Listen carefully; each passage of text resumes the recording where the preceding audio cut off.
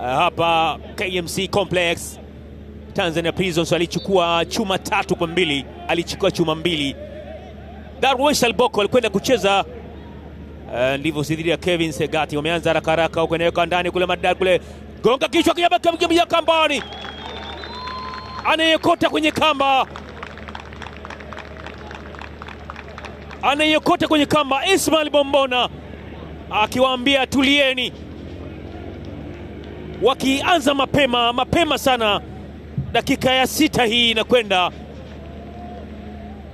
Tanzania Prisons. Tizama bila hapo alikwenda kuchukua ile Emmanuel Martin, akaiweka ndani ile kichwa ambacho hakuweza kukiona. Tizama Emmanuel Martin aliweka ndani ile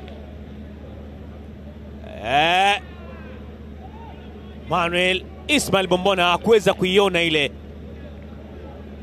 Hansi Msonga weka mbele kumtafuta, ndiyo Saliboko. Darwesh pambana kule, lakini kapigwa roba.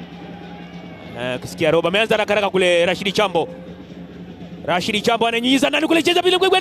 Yes! Wamelevel scoreboard KMC.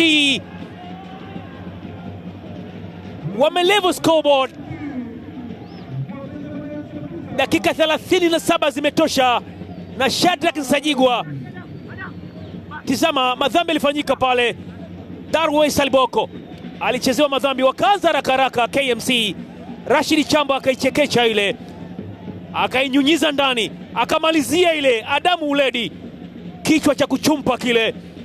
Hiyo hapo kichwa cha kuchumpa. Adamu Uledi anawarejesha kati KMC 1-1.